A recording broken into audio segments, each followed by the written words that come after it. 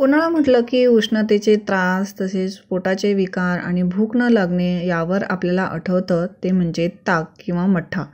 मठ्ठा हा चवीला थोडासा गोडसर असतो, पण अतिशय सुंदर लागतो. शरीरातील उष्णता कमी करण्यासाठी खूप उपयोगी पडतो. तर नक्की घरी ट्राय करून बघा. चला तर मग सुरू करूया.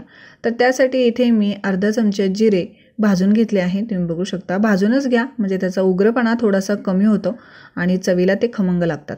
त्यानंतर त्यामध्ये 2 काळी मिरी टाकायची आहे. काळी मिरीचं प्रमाण हे थोडंसं कमी ठेवायचं आहे, कारण ते थोडेसे उष्ण असतात, पण भूक लागण्यासाठी काळी मिरी ही खूप उपयोगी पडतात.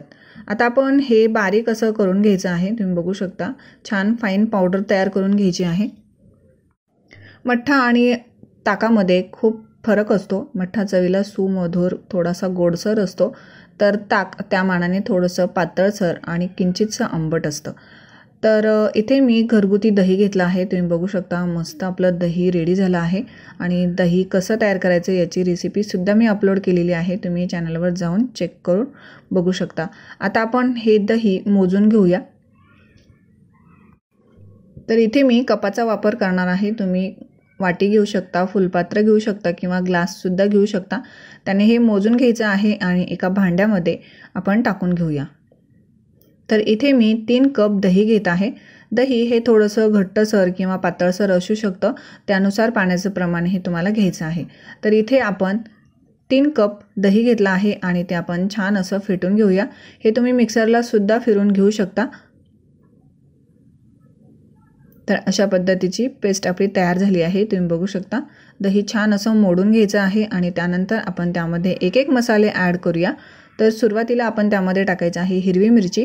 तर हिरवी मिरची वापरताना ती कमी तिखटवाली घ्यायची आहे, जेणेकरून तिचा स्वाद खूप छान येतो आणि मठ्ठा हा तिखट लागत नाही. त्यानंतर सैंधव मीठ इथे घेतलं आहे. मी सैंधव मीठ आणि नॉर्मल जे मीठ असतं ते एकत्र करून ठेवते, म्हणून ही दोन्हीही मिठं आपण इथे ॲड केली आहेत.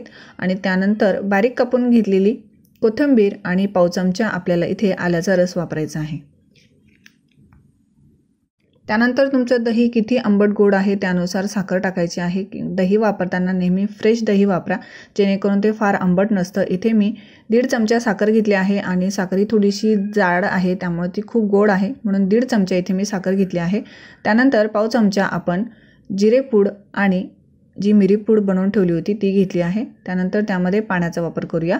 तर इथे सुरुवातीला आपण 3 कप पाणी टाकून घेणार आहोत आणि नंतर 1 कप पाण्याचा वापर आपण नंतर करणार आहोत. तर 3 कप पाणी टाकून घेतल्यानंतर हे छान असं मिक्स करून घ्यायचं.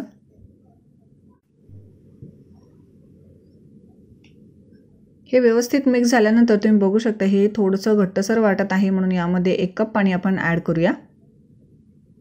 ताकापेक्षा मठ्ठा हा थोडासा घट्ट असतो, खूप जास्त पातळ नसतो. तुम्ही बघू शकता, मस्त असा आपला मठ्ठा रेडी झाला आहे. या उन्हाळ्यामध्ये नक्की घरी ट्राय करून बघा आणि चॅनलला सबस्क्राईब केलं नसेल तर चॅनलला सबस्क्राईब नक्की करा. यामध्ये तुम्ही चिमूटभर हिंगसुद्धा वापरू शकता, त्यानेसुद्धा पोटाला आराम मिळतो. तर नक्की घरी ट्राय करा आणि व्हिडिओ बघितल्याबद्दल थँक्यू.